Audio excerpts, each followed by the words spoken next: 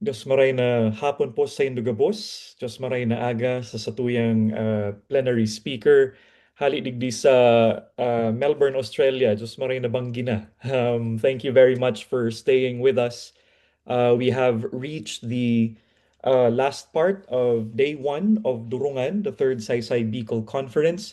Thank you very much for those who are tuned in on YouTube and then our participants here on Zoom. Diyos mabalos po sa indong pag-anduyog sa pangatulong conference na Kansaysay Bicol.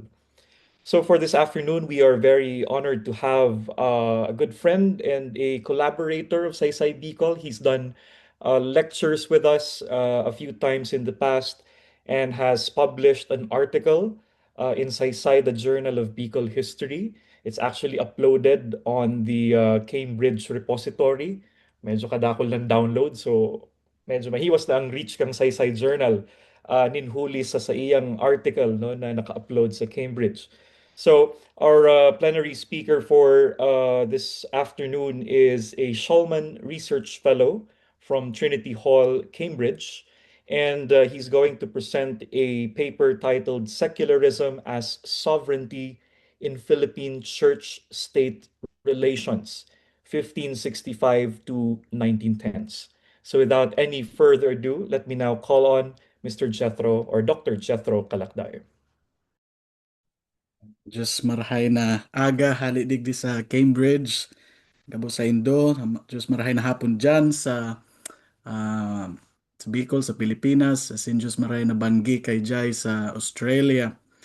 Um, Dako lang pagmabalo sa pag-imbitar sa kuya. Day ko in-expect na ako pala nan ma-plenary. Kaya pagpasensyahan po nindoan sa kuyang papel ta huruhala ba ini. So gusto nang magmirindal na sana po kamo habang nagdadangog kamo kaining lecture ko. Minaubot ko kutaan na na ipalis sa Bicol ang papel na ini, alaga dahil na ako nin oras, kaya pagpasensyahan na sa natabi nindo na ako mataram nin English. Ma-code switching na sana ako sa Bicol. Sa taud-taod kung may mga kaypuan na klaruhon. Okay. Secularization has become deeply entrenched in the writing of history, seemingly impossible to disentangle from modernity in the interpretation of change over time. Max Weber laid the foundations of the secularization thesis by proposing that the disenchantment of the world was the first step towards what he imagined as secular modernity. Disenchantment, he argued, began in the 16th century Reformation and influenced the Protestant ethos of work that was conducive to the emergence of capitalism. More recent intellectuals, such as Charles Taylor, built on this Weberian thesis, although Taylor has argued through Catholic thinkers rather than Protestant ones. The emergence of the secular world from an enchanted, or rather religious, past has informed modern accounts of the emergence of the nation. Benedict Anderson postulated that the imagined community subsists in secular, or rather homogeneous, empty time. Whereas within the realm of the older religious community, time was reckoned to have prophetic, transcendent meaning, time in the imagined community is secular and is measured simply by clock and calendar. The nexus linking secularization with modernity, Protestantism, and capitalism has yielded what Herbert Butterfield, writing in the context of England, pithily termed Whiggish history. Not a few scholars of religion, chief among them the sociologist Jose Casanova, have rejected this pat teleology, citing the resurgence of religion in public spaces in the contemporary world. The study of world Christianity, which emerged systematically in the 1990s, has made us aware that Christianity, long considered as synonymous with European imperialism and expansion, has shifted its center of gravity from the West to the post-colonial global South. South Asian scholars, for their part, have critiqued the sweeping narrative of capital and Western nationalism by highlighting specificity and difference over global homogeneity that had relegated the global South to the waiting room of history, to borrow Chakrabarti. Such critique of modernity has implications to the status of religion within the trajectory of secular nationalism. Pace Anderson, Partha Chatterjee averred that, at least in the context of India, anti-colonial nationalism, quote, declares the domain of the spiritual as its sovereign territory and refuses to allow the colonial power to intervene in that domain, end quote. It was this internal spiritual domain that posed the challenge against the outside material domain of the colonial state, quote, where the West had proved its superiority and the East had succumbed, end quote. Now, the goal of this paper is not to argue that the secularization narrative is wrong, given the experience of the global South or the resurgence of religion, but to rethink secularization as historically having been partly induced by the state's governance of religion. This paper takes as its working definition of secularism that which was evocatively defined by Tisa Wenger, who's my mentor at Yale, and Sylvester Johnson. Quote, secularism is the set of cultural and political systems that demarcate and govern religion. Or, in other words, the systematic ordering of knowledge and power that puts religion in its place. End quote. Thus, the privatization of religion and its evacuation from public life can be understood as one of other forms by which religion is managed by the state. To understand how this process was operationalized, this paper focuses on the Philippines, an archipelago that has experienced three distinct governmental regimes with distinct religious policies from the 16th to the 20th centuries, namely the Spanish Empire from 1565 to 1898, the short-lived Philippine Republic from 1898 to around 1900, and the American colonial regime 1898 to 1946. Sorry.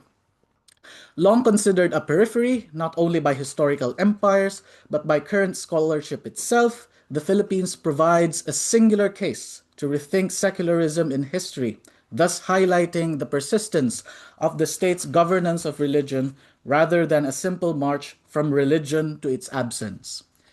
Using the history of church-state relations in the Philippines, this paper argues that secularism should be understood not simply as the retreat of religion from politics, but as the state's governance of religion. It examines how the Spanish Empire, the Philippine Republic, and the American colonial state governed religion, specifically the Catholic Church, within shifting historical and political contexts. The Spanish colonial state's dependence on the friars as the main agents of colonial control produced institutional incoherence, which was a constitutive feature of its functioning. That incoherence eventually became unsustainable and in part led to the outbreak of the Philippine Revolution in 1896. The Filipino revolutionary government in 1898 asserted sovereignty not only in political but also religious matters, attempting to make the management of religion more coherent. It was US rule in the beginning of the 20th century that imposed some semblance of order on church state relations through a more assertive exercise of secular power. Ultimately, this history sheds light on how the control of religion was reincarnated in different epochs. Now, the history of religion and politics in the Philippines has, in fact, been framed as a history of secularization, as I have pointed out elsewhere. The pundit Carmen Guerrero Nakpil formulated a witty, though grossly inaccurate epigram to that effect. Quote, 3 centuries in a Catholic convent and 50 years in Hollywood, end quote. Indeed, the secularization narrative comes to the fore in reference to the emergence of the American colonial rule, although general, nationalist, and leftist overviews point to the outbreak of the Philippine Revolution in 1896 as the starting point for the disentanglement of church and state. Consequently, sociologists, political scientists, and legal scholars who employ the lens of normativity parse what secularization means in a predominantly Catholic country and why it hasn't reached its fullest potential yet. Evidently, much of Philippine scholarship on religion today has Whiggish overtones. To a certain extent, the secularization narrative correctly accounts for the distinct ways that different regimes in the Philippines approach religion. Whilst the Spanish friars commanded a great deal of influence under Spanish rule, they lost that influence when the Catholic Church was disestablished and the freedom of religion was proclaimed by the Americans and to a certain extent the First Philippine Republic. However, the secularization narrative in Philippine history has its limits. First, accepting at face value the transition from religion to its supposed absence risks viewing the Spanish Catholic past as a monolithic period of fusion between church and state. But the Spanish imperial project was far from a complete success, and in fact, harmony between church and state in the Spanish Empire was an exception rather than the rule. Second, the secularization narrative uncritically valorizes American secularism as the tellers of a historical trajectory that emerges from a supposed medieval past. But to consider the American period as the opposite of the Spanish rehashes the leyenda negra, the black legend, and in turn obscures how techniques of domination were shared between two empires, overlooking the persistence of Spanish Catholic influence under the aegis of America. To overcome this impasse, it is necessary to adopt the view that secularism is primarily the ambition of the state to regulate religion, as had been argued by Talal Asad, Saba Mahmud, Hussein Ali Agrama, to name a few. A reconsideration of church state history in the Philippines and elsewhere must think about sovereignty since ultimately it is the sovereign state and not the church that enforces the separation between them. Let me repeat that. Ultimately, it is the sovereign state and not the church that enforces the separation between them.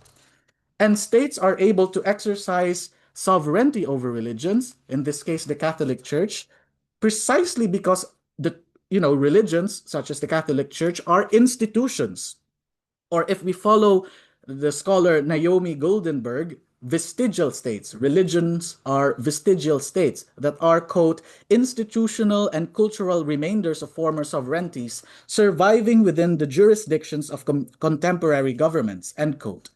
Indeed, as Patricio Abinales has insightfully pointed out in the context of the Philippines, the church is comparable to the state because it behaves like one. This is not to deny other aspects of religion, such as belief, but this paper shifts focus on religion qua institution and secularism as governance to track how religion works within empire and state formations. In the same way that religion is not a thing, empire is not simply a collective of overseas territories, but signifies a kind of relationship based on a differentiation of power. Imperialism and secularism converge because they are two regimes of power or processes that frame how power is exercised and how sovereignty is asserted. Thus, in the Philippines, the Spanish Patronato Real, the ecclesiastical policies of the Philippine Revolution, and American church-state separation appear as reconfigurations of that same governing power.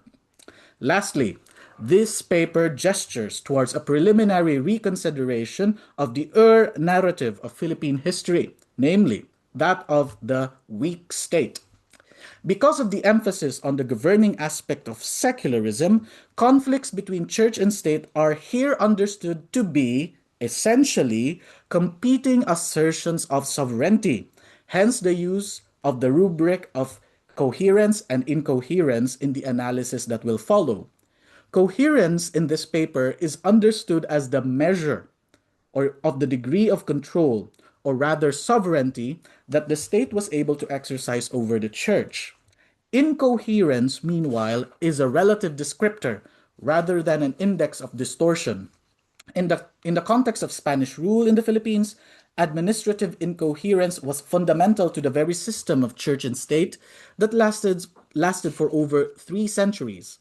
It was not a defect per se, but a peculiarly productive feature. Indeed, as Horacio de la Costa argued, church state conflict in the Spanish regime was constructive. Sorry, church state conflicts in the Spanish regime were constructive and were a sign of vigorous vitality. But whilst Dalla Costa considered such vitality to have preserved church and state as a priori autonomous societies that remained in spite of their union themselves, to quote Della Costa, I view these conflicts as essentially negotiations of what constituted as church and state. The weakness of the state and the coherence or incoherence of secular power were neither uniform nor foreordained because the boundary separating church and state and the very jurisdictions of the civil and ecclesiastical were constantly being redefined. These negotiations call into question the imagined completeness and perfection of the very realms, or perhaps jurisdictions, of church and state in the history of the Philippine Islands and elsewhere.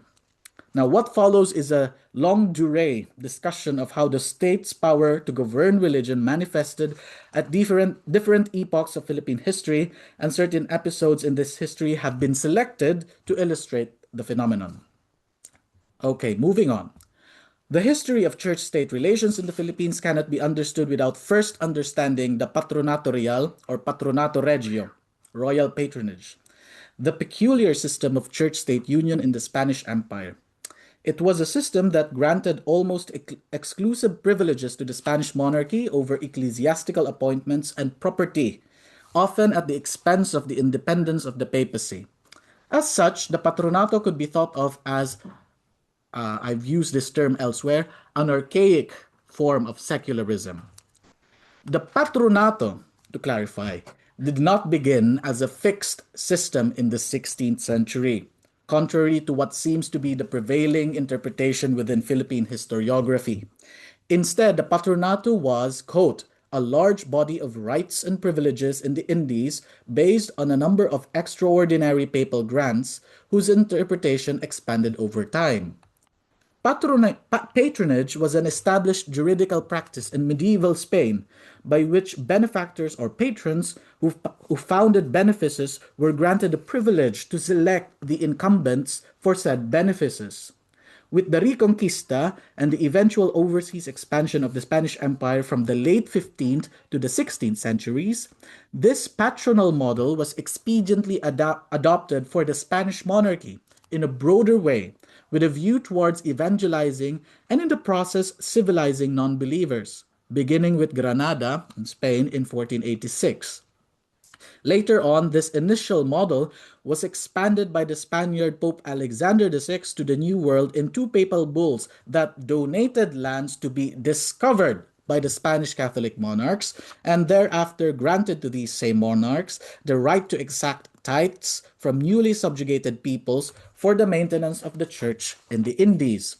Now, at the instigation of Ferdinand II, Fernando el Católico, Pope Julius II in 1508 conceded to the Spanish crown the definitive privilege over ecclesiastical appointments, the right over the collection of tithes, and the autonomy from papal interference in the affairs of the New World. Notwithstanding its initial missionary thrust, the expansion of royal patronage under the Habsburgs was driven by regalist interpretations that asserted the monarch's exclusive, inherent, and inalienable authority over ecclesiastical affairs, thus restricting the powers of the papacy from which these privileges had originally been derived. The publication of the jurist Juan de Solórzano Pereira's De Indiarum Iure in 1639 and the eventual publication of the Recopilación de Leyes de los Reinos de las Indias in 1681 codified the body of law and jurisprudence of royal patronage in the New World. Consequently, the king was increasingly being regarded no longer simply a patron of the church, but a de facto apostolic delegate or even royal vicar who possessed immense ecclesiastical powers excepting sacramental ones. Nevertheless, the patronato of the Indies was more encompassing than that of the mainland, since the patronage of the latter pertained solely to the bishoprics rather than all ecclesiastical benefices, as was the case in the empire. Spanish regalist ideations from the 16th century onwards developed in parallel to the Erastianism of the Church of England, the Anglican Church, that advocated not simply for the ultimate power of the state to determine ecclesiastical decisions, but also the idea of church state relations within a single sphere rather than two separate jurisdictions of church and state. However, whilst the Spanish and English systems had similar statist tendencies, the patronato system still maintained the separate sphere or jurisdiction of the church, conformable to prevailing Tridentine ecclesiology, notwithstanding the Spanish state's attempts at supremacy. Beyond the written ideals of the patronato that intended the efficiency of the colonial enterprise was a state of utter institutional anomie and governmental incoherence in the Philippines. The scholar John D. Blanco perceptibly argues that because of frontier colonial expediencies, the Spanish regime's delegation of its power to the church in the Philippines was often at variance with the legal and ecclesiastical ideals set by Madrid. This reliance was first incarnated in the frontier missionary work undertaken under the Habsburgs that maintained its sovereignty through, quote, an extremely loose, flexible administration based upon the centered and heterogeneous forms of authority in constant flux and negotiation, end quote. Indeed, answering the call to a conquista espiritual were the Augustinians, who arrived in 1565, the Franciscans in 1578, the Dominicans in 1587, and the Augustinian Recollects in 1606. The Jesuits arrived in 1581, were expelled by the monarchy in 1768, and restored only in 1859 in the Philippines. With very few exceptions, no natives were admitted to these orders under the Spanish regime. The missionaries were tasked not only to proclaim the gospel, but to help the regime establish and settle the colony. They were immersed in the world of the natives, mastering the many local languages and possessing what one Spanish governor general termed the art of dominating the Indio spirit. Consequently, given the absence of lay functionaries throughout the Spanish colonial period, the delegation of secular power to the ministers of the church was not simply a system of state weakness, but an expedient projection of Spanish sovereignty via the patronato. The patronato immediately engendered a state of administrative incoherence, with church and state competing for sovereignty in the first decades of Spanish colonial rule. Specifically, as De La Costa had earlier diagnosed, the permanent causes of church state conflicts in the islands were the expansive role given to the colonial episcopate, the encroachment of civil power on the ecclesiastical, and the exceptional privileges granted to the religious orders. These three were overlapping areas of jurisdiction, as the historian J.H. Eliot summarized it in the context of Mexico, or in the context of this paper, competing assertions of sovereignty. Several of these conflicts involved ecclesiastical immunity, immunitas, which ended drastically and resulted, for instance, in the banishment of the Dominican Archbishop of Manila, Felipe Pardo, in 1683, and the assassination of Governor General Fernando Bustamante in 1719. The First Synod of Manila in 1582 perfectly encapsulates how the patronato and its incoherence operated, exposing the negotiations of ecclesiastical and civil authorities in a colonial frontier. The synod, or junta as it was termed in the extant documentation, was convoked by the first bishop of the Philippines, the Dominican friar Domingo de Salazar, who arrived in Manila in 1581, less than 2 decades after the Spanish conquest was systematically initiated in 1565. In Manila, Salazar established a cathedral that was in reality, quoting De La Costa, a low shed with roof and walls of nipa that lacked a sacristy for the priest to vest in, end quote.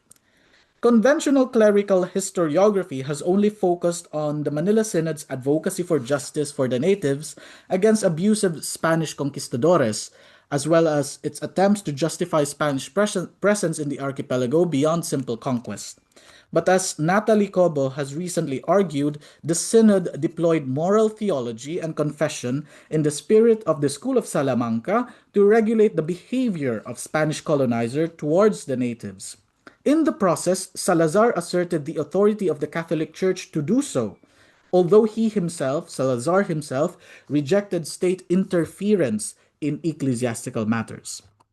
The presence of conquistador or encomendero abuses suggests a state of anomie then prevailing in the colonial frontier.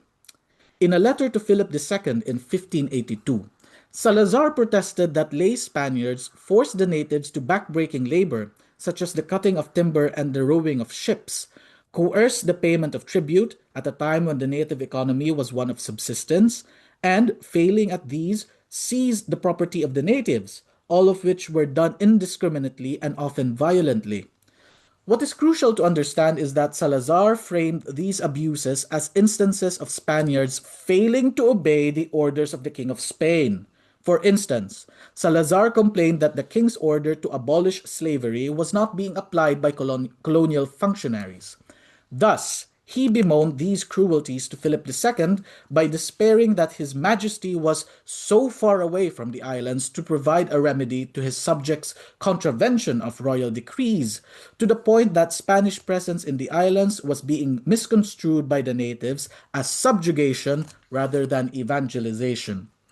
In the colonial periphery, Salazar seized upon the absence of firm secular authority to impose some semblance of coherence that, conforming with Salamantine and Tridentine ideals, buttressed both Spanish church and state, claiming the identification of ecclesiastical law with royal will.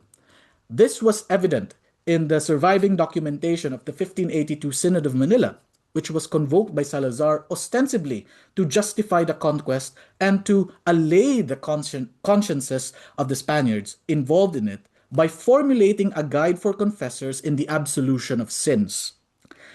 And yet, despite being an ecclesiastical meeting, the synod's prescriptions were primarily quote unquote secular. The document enlisted the duties and norms of behavior expected of colonial officials from the governor down to the encomendero, condemning forced labor, demanding justice for the natives, and most of all, ordering the restitution in solidum of what the Spaniards had forcibly sequestered from the natives. Now, the nucleus of these injunctions was in the justification of the conquest, a justification that employed a mutually constituting argument for the presence of both the Catholic Church and the Spanish state, rather than a justification solely based on religious ideals, as current studies tend to argue. These studies, you could read them, authored by J. Gallo Aragon, a Dominican friar in times past. Now, indeed, mirroring the arguments for the patronato, Salazar contended that Spanish presence in the islands had but one purpose: evangelization. All power came from Christ, and the king was impelled by that divine power to propagate the gospel. But evangelization was predicated on the condition that one, there was a good government, buen gobierno, that could facilitate evangelization, and two, a people capable of understanding the supernatural.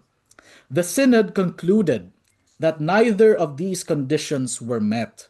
First, as they pointed out, the natives and their customs were so barbaric and their laws were those of the devil that a new government must be installed to facilitate the work of evangelization, that government being the Spanish one. Second, according to the synod, the natives were, quote, incapable, base, or immoral, and of such little worth, end quote, to be entrusted with, quote, the matters of our faith, or the lofty and admirable form of government, end quote. These matters, the synod argued, were what, quote, the Respublica Cristiana maintains even in purely secular affairs, into which the spiritual order to which it is directed is interwoven. The synod's justification, as I see it, was clearly circular rather than linear. Evangelization was the only reason for Spanish expansion, but evangelization could only be done if certain civilizational and governmental conditions were met. Taken further, Catholic evangelization and Hispanic good governance were only possible when the barbaric and demonic government and religion of the natives were displaced and superseded.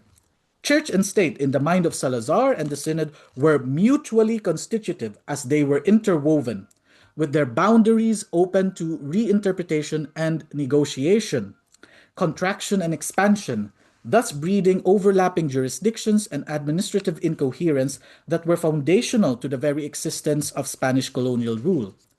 Consequently, such administrative incoherence was sustained by the missionaries, who perpetuated the status of the Philippines, by their own estimation, as an ecclesiastical frontier. The religious clergy, or priests belonging to religious orders, obtained omnimoda privileges that made them immune to episcopal jurisdiction, pitting them and their superiors against the bishops, who were mostly from the religious orders themselves. The ideal ecclesiology of the Counter Reformation Catholic Church, that emphasized the power of the bishops and the role of the secular or diocesan clergy subject to them, was not completely realized in the Philippines, partly because of the patronato and partly because of the failure of the Spanish Church to graduate its Philippine ward towards what they would consider as ecclesiastical maturation. The Filipino Jesuit historian John N. Schumacher considered the 18th century as the golden age of Philippine Catholicism, the period in which natives increasingly participated in the life of the institutional church, specifically entering the secular priesthood. However, beyond Manila and other centers of colonial life, Catholicism remained in its missionary stage. Schumacher himself even identified the twisted growth of the native clergy and the persistence of syncretism as evidence of a decline in the quality of Philippine Catholicism that persisted to the end of Spanish rule in 1898. Now, putting an end to the flexibility of Habsburg rule, the Bourbon reforms of the mid 18th century put regalism at a higher gear, thereby enabling the monarchy to aggressively assert its power over the church. Various ecclesiastical reforms were applied by the king to the effect of subjecting the church under royal control, limiting the previous privileges obtained by the religious orders and assiduously governing the wealth of the church. The historian D.A. Brading aptly framed these reforms as the assault on Baroque Catholicism by enlightened despotism in the 18th century. Nevertheless, recent examinations have convincingly nuanced this overall characterization by paying attention to how individual bishops in the empire straddled both royal pretensions to absolute power and the ideals set by the Council of Trent. As part of this reformist and regalist thrust, in 1753, the universal patronage, or Patronato Universal, of the Spanish monarchy was extended to all the bishoprics in the imperial mainland. The Patronato Royal, therefore, was formulated in the Indies before it was repatriated back to the imperial center in a more formidable form. In the Philippines, the Bourbon reforms were aggressively applied by Archbishop Basilio Sancho de Santa Justa y Rufina, who oversaw the expulsion of the Jesuits from the Spanish realms in 1767. Sancho was also responsible for the rapid secularization of the parishes, that is, the transfer of parishes from the regular clergy to the diocesan clergy, which necessitated the indiscriminate ordination of ill prepared native candidates for the priesthood. Later on, the short lived liberal regime in the peninsula that birthed the Constitution of Cadiz unleashed in 1812 unleashed a spirit of liberalism that made the policy of depending on the friars as agents of colonial rule look backward. Now, notwithstanding attempts at state rationalization and indeed coherence, by the 19th century, Spain delicately, yet more explicitly, incentivized the friars to work on behalf of the empire in the Philippines. Whereas the Bourbon reforms in the wider empire assaulted the regular clergy, in the Philippines, the regular clergy were the main engines that reflected royal will. Following the loss of its American colonies in the first 2 decades of the 19th century, special laws were instituted by Madrid that preserved the Philippine friars' privileges and shielded them from liberal and statist or anti-clerical measures introduced in the peninsula. Government overtly transformed the friars into state functionaries to use their influence over the people and keep the Philippines Spanish. The friar thus became, in the words of our dear Bishop Francisco Gainza, the helper of government and, quote, the mediator between civil authority and the people, end quote, who initiated and prompted projects both religious and secular. The parish priest was the de facto administrator of towns, since the people and their leaders were, quote, accustomed to live content under his paternal direction, end quote. Now, within the municipality, the parish priest oversaw education, public health, charities, taxation, the budget, and the registry. Within the broader province, the curate had a say in public works and the partition of crown lands called realengas, and he exercised considerable influence in the censorship of printed materials and theatrical performances. Filipino nationalists such as Marcelo H. del Pilar termed this 19th century phenomenon as Frailocracia, or rule by friars. Now we have to understand that Frailocracia was not there at the beginning, but it only developed uh, more formidably in the 19th century. The well-known 1842 Informe Secreto of the Spanish diplomat Sinibaldo de Mas articulated the reactionary parameters of Frailocracia in full detail, although Mas collectively sketched these out as a foil to his actual liberal proposals. Now, one of the main principles underscoring Mas's reactionary set of policies was that, quote, people of color must voluntarily respect and obey the whites, end quote. The effectuation of this principle involved not only the reduction of the population of the Creoles, who were at the forefront of the anti-colonial revolutions in Latin America, but also the imposition of racial discrimination within the church that preferred Spanish friars over native and Creole clergymen for the maintenance of colonial rule. Mas wrote that it was, quote, necessary to provide that a Spanish cura be placed in each village, and it is preferable to leave a village without a minister rather than to place it in charge of a Filipino secular priest, because the bond of religion between the metropole and the colony was, quote, very powerful and may induce the islanders to love and defend the Spanish domination as a duty, end quote. Mas excluded the native and Creole clergy, upon whom he impinged many supposedly natural faults. Although he identified the one fault of the friar as that of meddling in temporal matters, or, quote, of endeavoring to abrogate all jurisdictions and then assume these in themselves, end quote, Mas immediately excused this defect as, quote, one of the least, since, quote, our chief and vital object be considered to be the conservation of the state, end quote. Thus, Mas wrote, and I'm quoting, it is not a fact that, is it not a fact that for España to maintain this colony under these persons as instruments, their influence must be positive. The alcaldes and other employees must be the wheels of the machine, who must be in communication with the Spanish friar parish priest, and to a certain point move at their impulse. So long as the villages obey the voice of the friars, the islands will be Spanish, for the friars can do no less than be so. End quote. Now, the 19th century secularization controversy, the transfer of parishes from the regular to the secular clergy, tested the limits and exposed the convolution of Spain's reliance on what Filomeno Aguilar calls friar power. Almost all ecclesiastical actions depended on the government's fiat, and given the pressing concern of preserving the colony, Madrid continued to depend on the friars to uphold imperial sovereignty. In return, the friars were able to monopolize the parishes of the islands for themselves, especially those that were desirably lucrative or rich. Although the secular clergy gained increased parochial control following the state's enforcement of secularization in the middle of the 18th century, beginning in 1826, royal cedulas were issued in succession to the effect of dispossessing secular priests of parishes in favor of the four friar orders of Dominicans, Franciscans, Augustinians, and Augustinian Recollects. Informed by arguments from canon law, especially the Council of Trent, the secular clergy, comprising mainly of natives, Creoles, and mestizos, demanded equal rights and preference in the administration of these parishes. The unjust discrimination triggered the campaign of Filipino clergymen for the secularization of the parishes, with the celebrated Creole priest Dr. Pedro Pelaez of the Cabildo or chapter of the Manila Cathedral at its helm. After his death in 1863, Pelaez was succeeded by the brilliant young cleric Dr. Jose Burgos.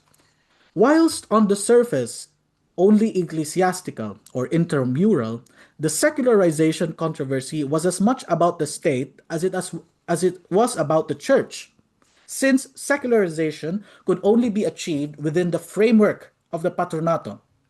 Inspired by the 1851 Concordat between Spain and the Holy See, in which it was agreed that the authority of the episcopate in the Spanish realm was to be respected by the state, Spanish Catholic bishops in the Philippines aligned with the seculars in asserting episcopal authority over regular parish priests and subjecting them to removability, amovilidad, at the will of the bishop, ad nutum episcopi.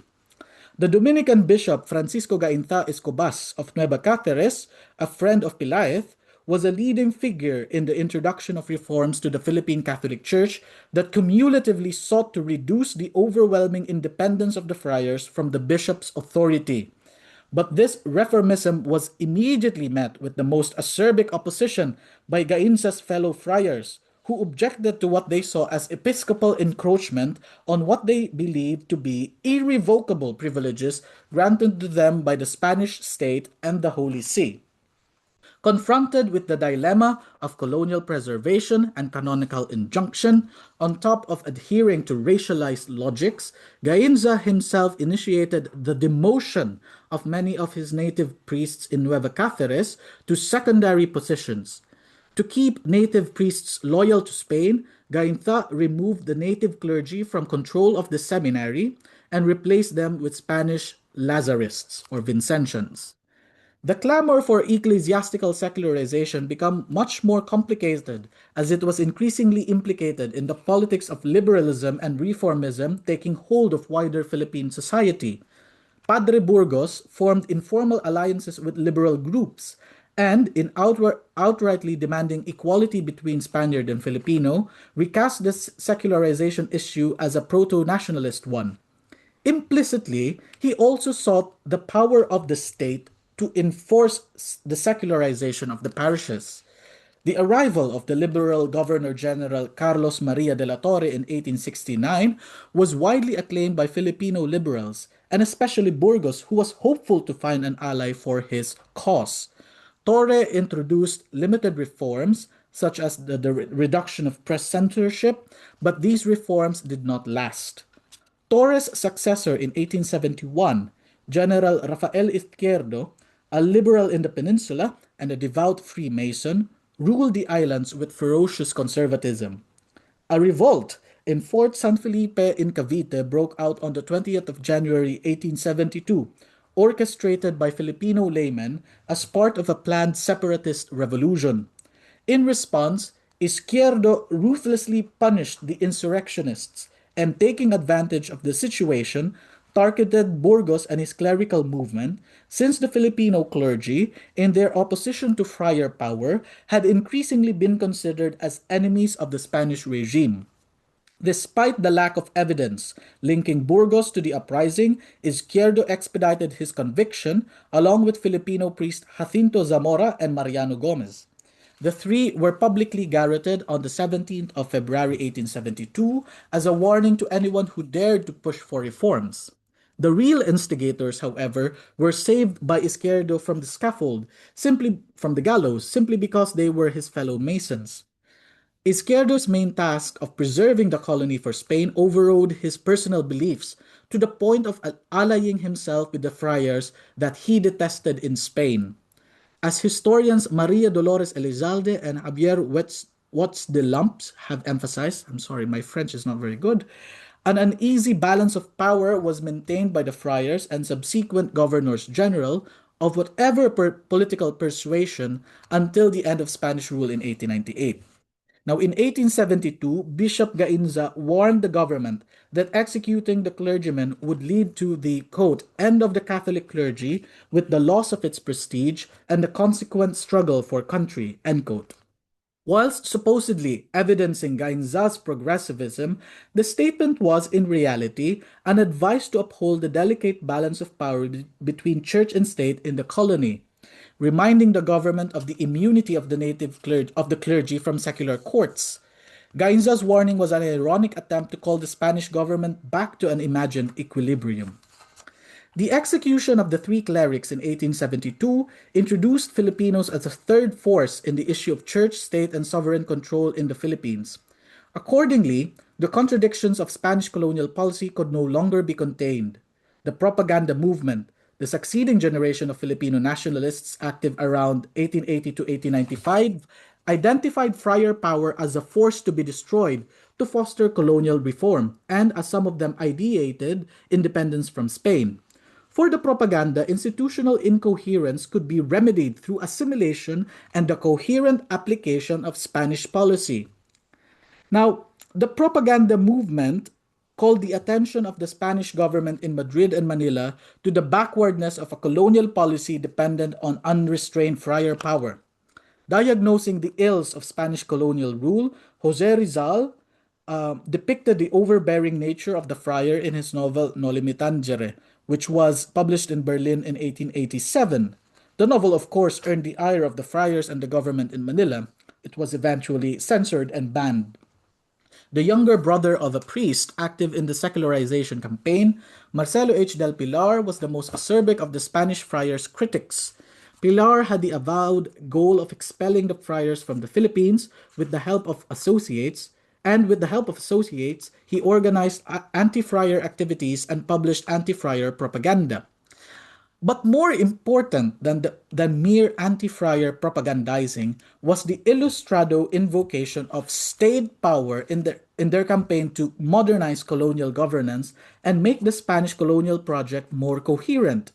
Although written primarily as part of its anti-friar campaign, several articles in La Solidaridad, which included those written by the staunchly anti-clerical Pilar, echo the call of previous decades for the state to enforce the secularization of the parishes.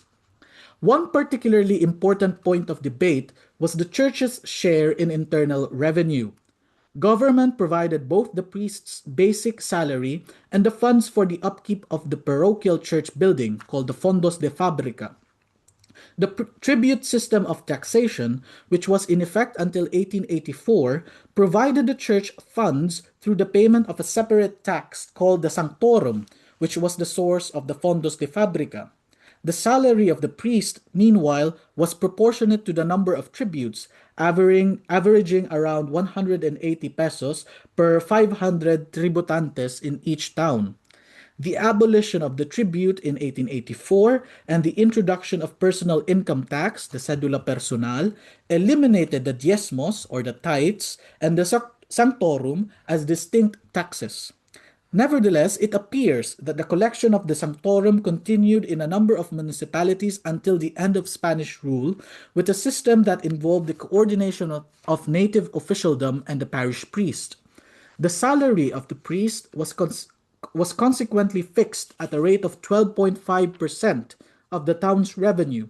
Hence, the more people and revenue, the larger the clerical salary. In 1889, however, the priest's salary was standardized by Madrid's Ministerio de Ultramar, Overseas Ministry or Colonial Office, following a scheme that classified parishes according to the population of each town. This clerical salary was further subjected to 10% taxation. The final systematization of clerical salaries in 1889 was perhaps partly the outcome of a campaign in La Solidaridad that condemned an anomalous situation that was draining the colonial treasury. In an anonymous article simply titled 100,000 minus 12.5% equals X, La Solidaridad bemoaned that the parish priest's salary was 12.5% of the revenue of each municipality, and they critiqued government for the seeming baselessness of the rate. This flexible scheme was inevitably susceptible to manipulation, and La Solidaridad accused the friar parish priests, who after all controlled the municipal padron or tax list, of gaming the system by inflating the statistics for personal gain. Note that before the funds were sent to the central government in Manila, the parish priest and the local tax collectors would have already taken their share from the municipal revenue. La Solidaridad urged the Manila government to exercise stringent control in overseeing the municipal collection of taxes. When the friars criticized the Ministerio de Ultramar for a policy proposal in 1889 that effectively asserted more control over colonial revenue, La Solidaridad defended the Spanish government. Madrid's proposal contained two provisions that minimized the intervention of the friars in the collection of taxes. Article 3 directed local governments to remit revenues to the Manila Treasury in their integrity, and Article 15 provided fixed amounts for the fondos de fabrica and clerical salaries, conforming to a new parish classification scheme. La Solidaridad perceptively saw the friars' criticism of the proposed policy that, sorry, La Solidaridad perceptively saw that the friars' criticisms of the proposed policy were attempts at maintaining, to their advantage, a state of colonial anomie or lawlessness. Now, I'm quoting the article that the Ilustrados wrote. What perhaps the friars in the Philippines cannot accept is being placed on equal footing with the parochial clergy of the other provinces of Spain. They cannot be satisfied with the fixed stipend that Article 15 of the proposal establishes. And as such, they are being unreasonable. Either they have not pondered it, or they merely seek to maintain economic dysfunction or desbarajuste in this matter. End quote. Conflicts between native local officials and the Spanish friars on the issue of taxation confirmed the Ilustrados' diagnosis and affirmed the call for stronger state intervention. In 1895, the municipal council in Malolos, Bulacan, along with several Spanish and native notables, had become openly belligerent towards the friar parish priest. The friar had apparently withheld his authorization from the native gobernadorcillo to collect the cedulas personales after discovering that there were allegedly thousands who were illegally excused by the gobernadorcillo from paying taxes. The friar, having been incapacitated in exercising his ministry, called upon the Governor General in Manila, in his capacity as vice-royal patron, to punish the municipal council, almost all of whom were Freemasons. In 1896, in Taal, Batangas, the lawyer Felipe Agoncillo, along with several municipal officials, all of whom were also Freemasons, had reportedly demoralized the town politically and religiously, resulting into the absolute separation of the people from the friar parish priest. Agoncillo and his group had purportedly gained the support of the people by dispensing favors, granting exemptions from the payment of the cedulas personales and labor obligations, as well as manipulating administrative processes. The deficit in the town's revenue was hefty, amounting to more than 28,000 pesos. In both cases, the colonial government deported the accused officials to the island of Mindanao. Corruption in local government was commonplace in the Spanish colonial period and hardly scandalized the populace. So the main issue at hand was the refusal of Filipino local officials to recognize the friar as the conduit of sovereign power in the local level. Beyond simply being anti-friar, Filipino nationalists were critics of administrative chaos that needed rationalization and coherence. They bemoaned that the islands were being governed as an exception and that such exception was fostered by the friars. Following from this latter point, imperial strategy itself upheld exception, which was an incoherence, as a constitutive foundation of Spanish sovereignty. Overcoming incoherence necessitated stronger state power and eventually revolution. I'm trying to move the narrative now so that we could end. The outbreak of the Philippine Revolution against Spain in 1896 was a shift that provided Filipinos the opportunity to assert the nascent Philippine nation state's sovereign authority to address the contradictions of Spanish colonialism. The revolutionary government established in 1898, which in 1899 was inaugurated as the first Philippine Republic, adopted the framework of ecclesiastical patronage as it had been in post-colonial Latin American republics earlier in the 19th century. But while Spain allowed the church sovereignty, the nascent Philippine Republic held a tight grip on ecclesiastical affairs. The initial response of Filipino revolutionaries towards the friars, the agents of the Ancien regime, was violence. The first phase of the revolution from 1896 to 1897 was led by the anti-clerical Andres Bonifacio and the secret society that he founded called the Katipunan ng mga Anak ng Bayan. Following the revolution's outbreak, Bonifacio's men senselessly murdered 21 friars in the provinces of Cavite, Bataan, Tarlac, and Batangas. Although the Katipunan harbored intense anti-friar sentiments, it drew inspiration from the martyrdom of the three Filipino priests in 1872, whose anniversaries it commemorated religiously. Attitudes towards the friars likewise varied within the secret society. Emilio Aguinaldo, leader of the Katipunan's Magdalo faction, opposed Bonifacio's execution of three other friars, for whose lives Aguinaldo had pleaded with Bonifacio. The execution of the friars widened the chasm between Bonifacio and Aguinaldo, who denounced the former's action as that of cruel atheists. Bonifacio was executed on orders of Aguinaldo in 1897. Nevertheless, the persecution of the Spanish friars continued under Aguinaldo. Following a short armistice in 1897, Aguinaldo returned to the Philippines from exile in Hong Kong on the 19th of May 1898 aboard an American ship to revive the revolution. He initially set up a dictatorial government, which gave way to a revolutionary government, both of which he was the president. In the course of this second revolutionary phase, Aguinaldo's troops captured and imprisoned a total of 400 Spanish friars in various places of the archipelago. Aguinaldo's men subjected the friars to hardships, humiliations, torture, and public disgrace in what was identified by one historian as a policy of severity that was not only political retribution but a strategy to seize the friars' funds and properties to support the revolution.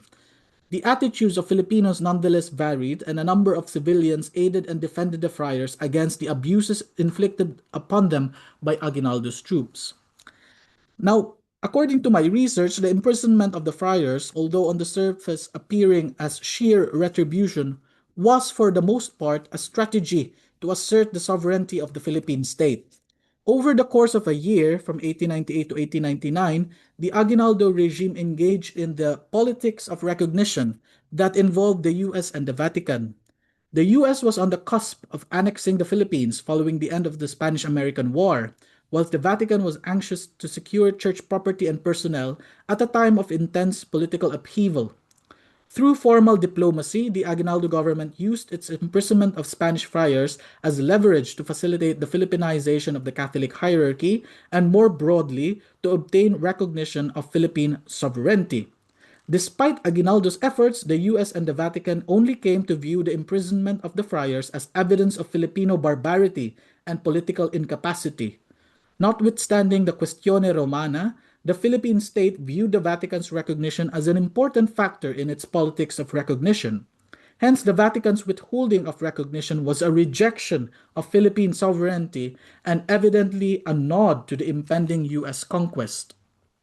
The revolution envisioned the elimination of the influence of the friars from church and state through the adaptation of three interlinked statist goals.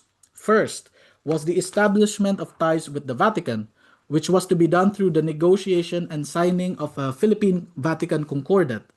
Second, the Concordat would have formally established the Philippine state's patronage of the Church. Third, with the conferment of the right of patronage, the Philippine state would be able to rapidly Philippinize the church hierarchy and remove the Spanish friars from control of both civil and ecclesiastical realms. Internally, the Aguinaldo regime was deliberating the parameters of this patronage. The debate on church-state separation in the Malolos Congress, which occurred in the latter months of 1898, was a debate on the manner by which the state was to regulate religion. Eventually, Congress instituted the separation of church and state in the Constitution, a provision that was passed with a tie broken by a mere one vote. What is startling is that Apolinario Mabini, the anti-clerical advisor of Aguinaldo and himself a separationist, suggested the suspension of the separation provision to foster unity during the revolution. More than just a pragmatist, Mabini was first and foremost a 19th century intellectual convinced that the state, or the people, had the inherent power to shape the contours of religion and church-state relations. The Malolos Constitution was promulgated on the 21st of January 1899, whilst the First Philippine Republic was inaugurated on the 23rd of January. Although formally instituting the expulsion of the Spanish friars and bishops from Philippine territory, Mbini successfully convinced Aguinaldo to issue a transitory provision in the constitution suspending the separation of church and state and mandating local governments to continue paying the salaries of the local parish priests. The anti-clerical Mabini, of all people, paved the way for the continuation of ecclesiastical patronage in the post-Spanish colonial Philippines. Government's ecclesiastical policies, however, were not uniformly accepted by the Filipino clergy, who mostly rejected state oversight in church affairs. The appointment of parish priests and ecclesiastics was the first point of contention. Initially, the Aguinaldo government asserted oversight of the appointment of parish priests through a process that was tantamount to exequatur. Candidates who received their appointments from the Spanish archbishop and bishops needed to present themselves for authorization by the Worship Bureau or the Dirección de Cultos of the Justice Department, the Secretaría de Gracia y Justicia. Exequatur was a compromise that conceded powers of intervention to the Aguinaldo regime whilst respecting the canonical prerogatives of the incumbent Spanish bishops, whom the regime detested. However, the government itself contradicted and invalidated this policy when, in asserting more control over the church, Aguinaldo appointed Padre Gregorio Agripay as military vicar general, Vicario General Castrense. A strong partisan of the regime, Aglipay encouraged his fellow priests to renounce the authority of the Spanish prelates.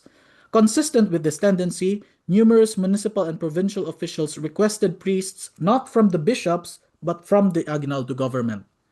The situation forced the Filipino clergy into a crisis of conscience, a dilemma between loyalty to government policy or faithfulness to ecclesiastical procedure.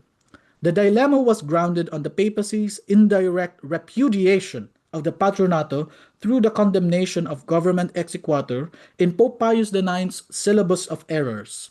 His successor, Pope Leo XIII, then introduced the doctrine of two perfect societies, societas perfecta, of church and state, asserting the church's right to a separate corporate existence.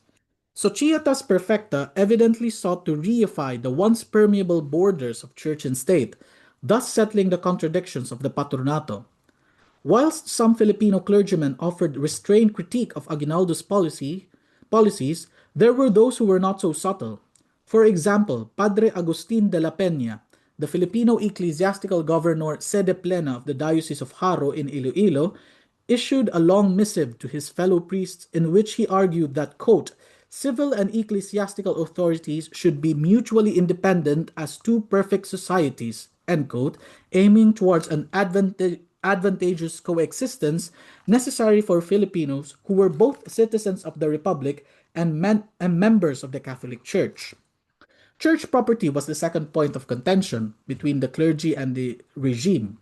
As soon as Aguinaldo was able to organize a functioning bureaucracy, his finance department, the Secretaría de Hacienda, undertook a systemic confiscation of ecclesiastical properties, following the example of the Spanish desamortización, by which the state exercised its supposed right to sequester unproductive lands held in mortmain.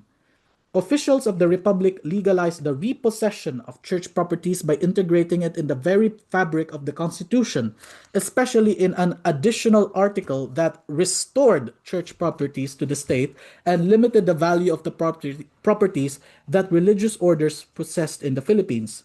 The corpus of government decrees and memoranda likewise gave the confiscations an aura of legality. Animated by these ideas, government confiscated the friars' extensive estates that were the source of political agitation on the part of the wealthy native lessees or inquilinos. Government also seized all other kinds of ecclesiastical lands that were connected to endowments for pious purposes, such as the capellanias or chantries, and other charitable institutions, although these were not necessarily owned by friars. Valuable parish properties such as liturgical ornaments, books, statues, vessels, and even sacramental wine were also sequestered. State oversight extended to ecclesiastical finance. Following Aguinaldo's injunction, municipal councils provided the salaries of the parish priest and limited how much they could earn from the performance of sacraments by directly regulating the parish's schedule of stole fees, or what we have learned to call arancel. Aguinaldo's troops seized money from the friars, a violence that they applied even to Filipino clergy when they raided parishes for money. At one point, Aguinaldo requested Aglipay to invest all parish funds in a national loan in what was a move to generate funds for a cash-strapped government. Opposition to government's policy on church property came in earnest from the Filipino clergy. Padre Mariano Sevilla, a leading figure of the Filipino clergy who had the ear of government, advised Aguinaldo that the only legitimate spoils of war were the personal properties of the Spanish friars. Properties that belong to the parish, including funds, cannot be confiscated and must be turned over to the Filipino priest filling in for the Spanish friar.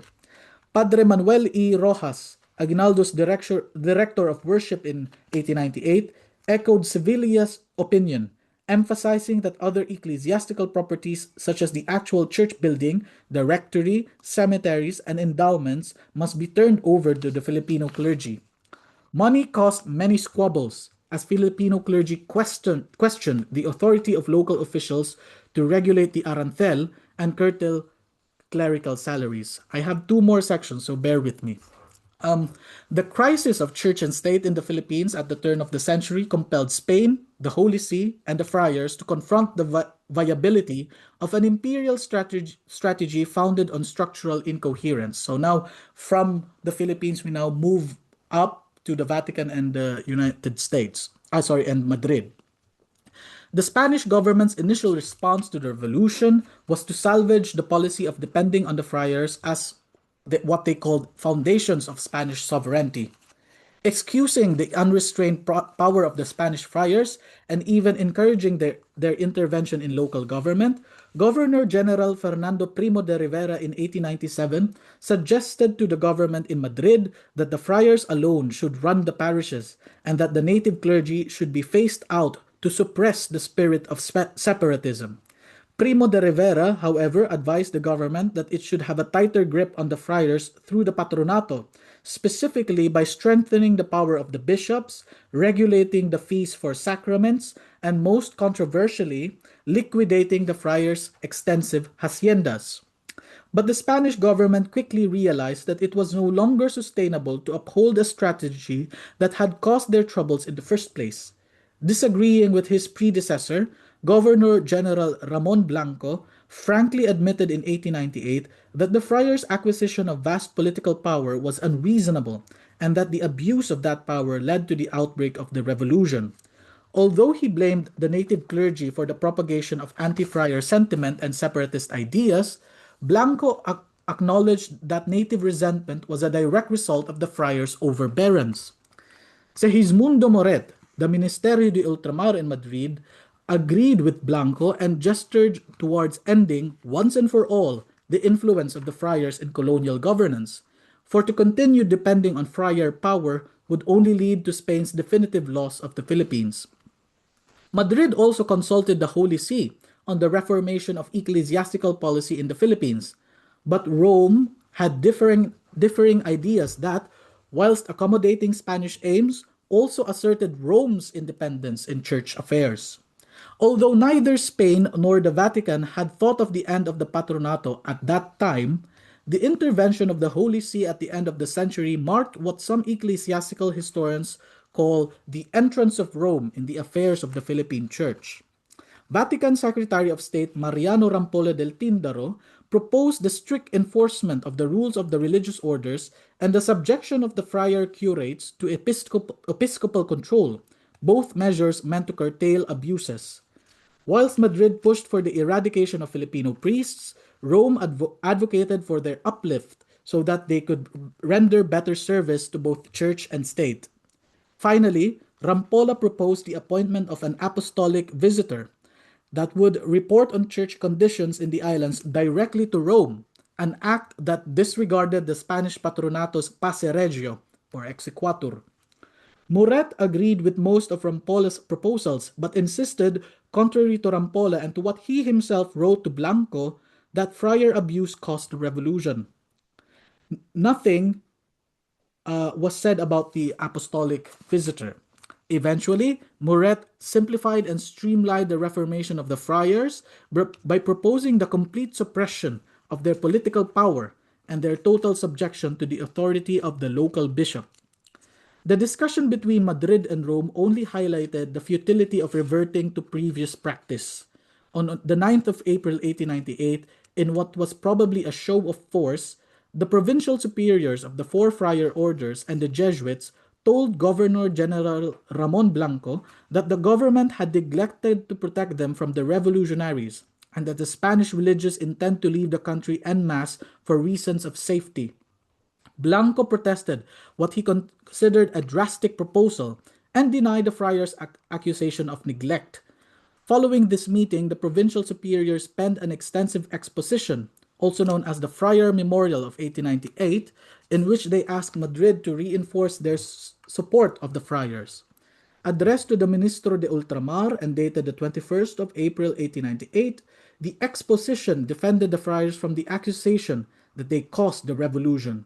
It instead proffered Freemasonry, which had supposedly introduced separatist ideas, as the true cause of the revolution, and accused the Spanish government of neglecting the friars who had served them faithfully in the Philippines. By not proscribing Freemasonry and encouraging conversations on the secularization of public schools, the introduction of civil marriage, the freedom of the press, and the freedom of association, the friars argued that Spain had precipitated its own decline in the Philippines.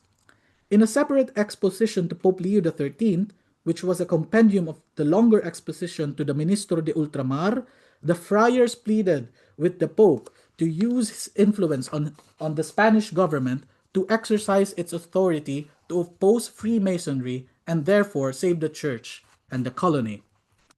This is the last section. We're close. As conversations were taking place within Spanish, Vatican, and Filipino circles, the US arrived on the scene in 1898 to likewise assert its sovereignty to end the state of administrative chaos that had prevailed in the Philippines for centuries.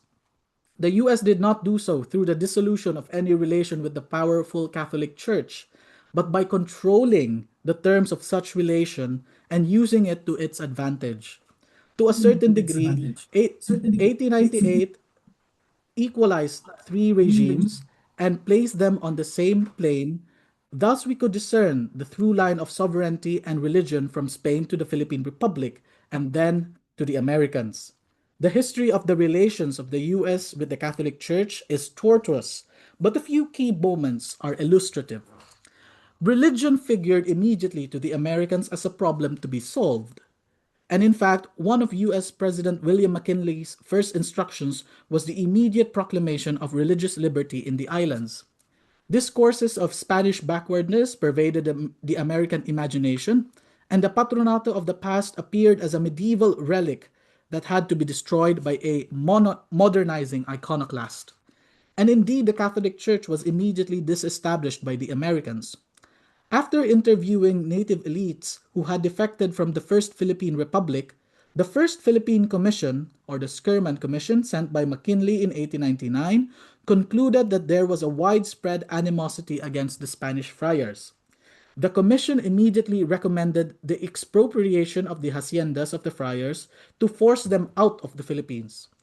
But the commission likewise discreetly, yet frantically, and perhaps perplexingly, advised Washington that they, quote, unanimously agreed most important American archbishop and regulars ordained priests should be sent to investigate because the natives were, quote, good Catholics but intensely hostile to archbishop and friars who are Spaniards, end quote.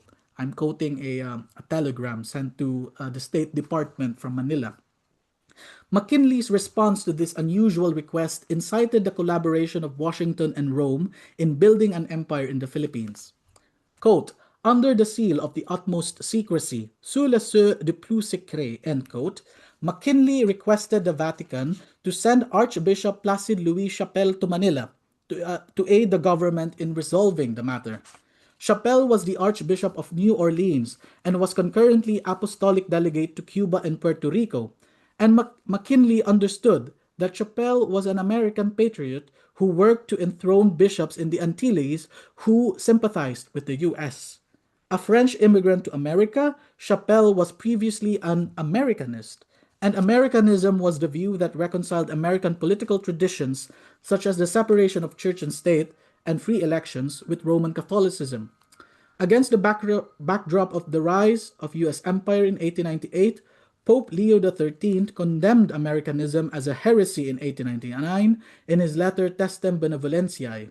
Chappell rejected Americanism shortly before he became Archbishop of New Orleans in 1897.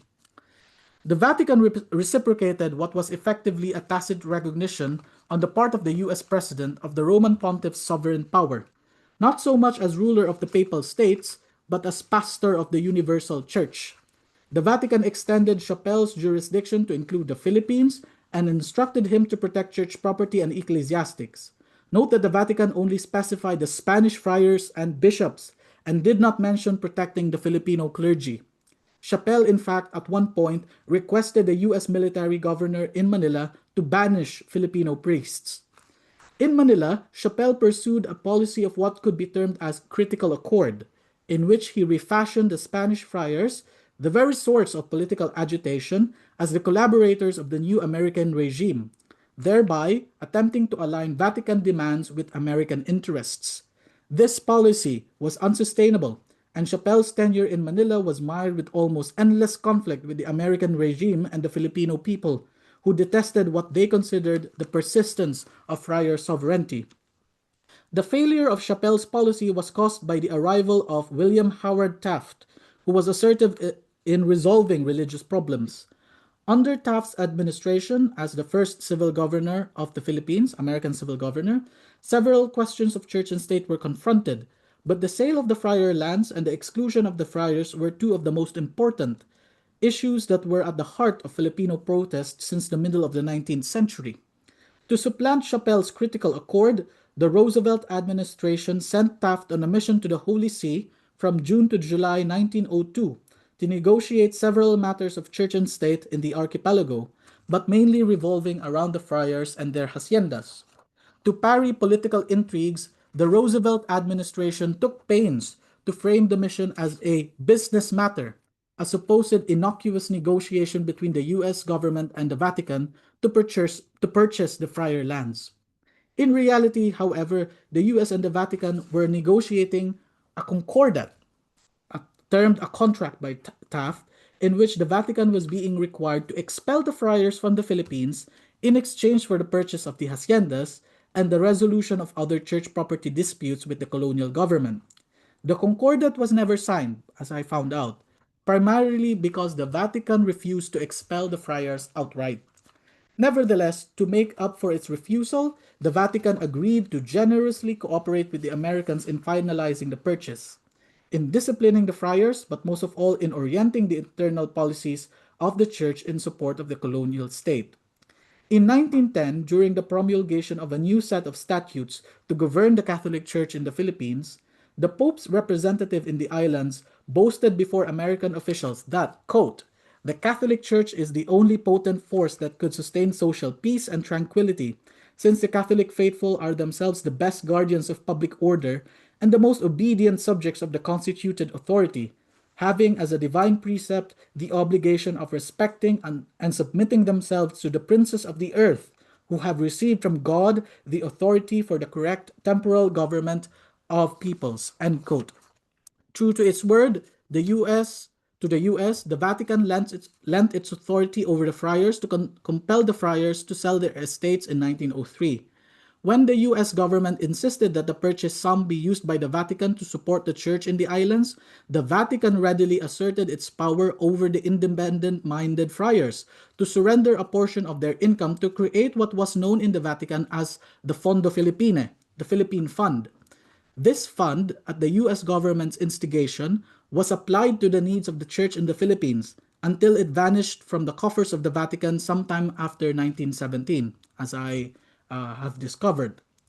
Furthermore, in exchange for the purchase of the estates, the Vatican desisted from imposing the return of the friars wherever they were unwelcome. At the advice of the US government and the new American bishops who were appointed with the influence of the US, the Holy See declined suggestions by the friars to establish ecclesiastical territories for them to manage. Now, one incident that I want to conclude this paper with is very revealing. And it involved the Spanish Capuchin friars in Sariaya, Tayabas, now Quezon province. It shows how church and state in the context of the US empire functioned even when church and state were separate. In 1906, the townspeople in Sariaya had belligerently demanded the expulsion of the Capuchins from the parish through petitions, protests, and public demonstrations.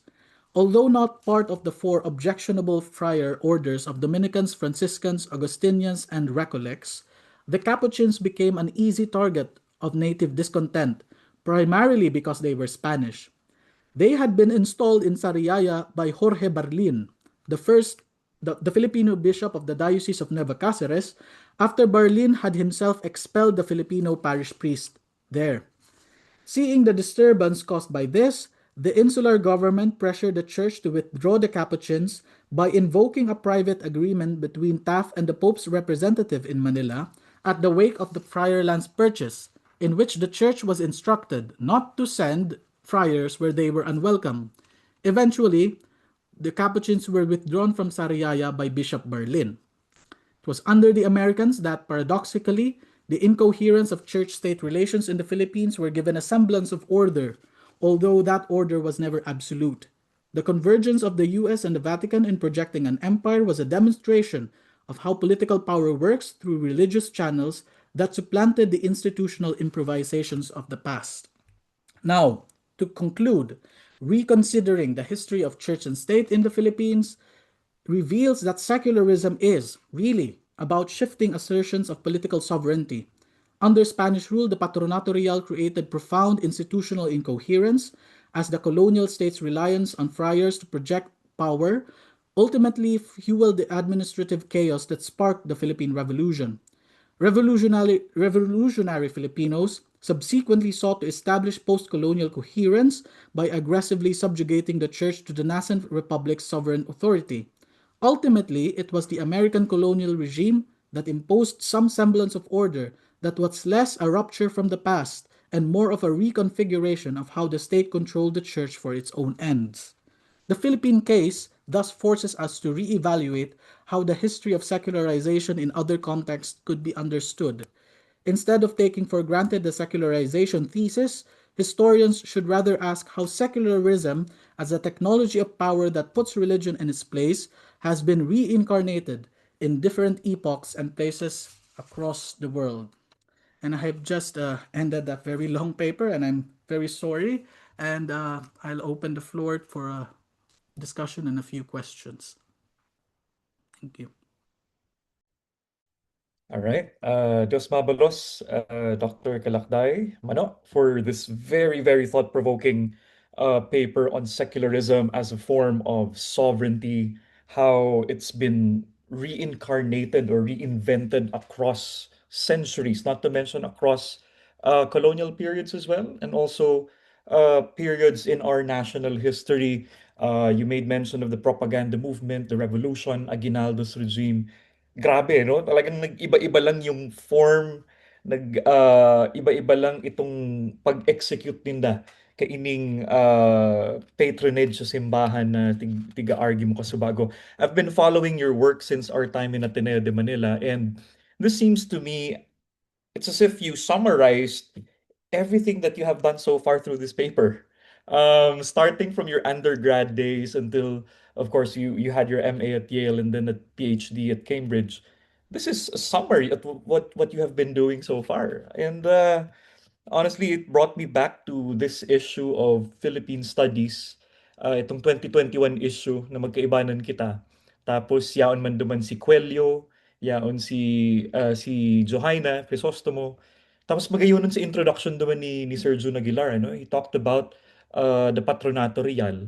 And then mas nagkaigo ako ni appreciation duman sa sadiri kong ginibong essay na tigi-invoke na panganiban so patronage kang civil government sa UST, no? Kaya pala nindatig pa para sabihan na kung Royal University ang UST, ano ta Dominicans ang may nag-handle, no? Nagkakapot kang temporal, even the spiritual affairs of the university.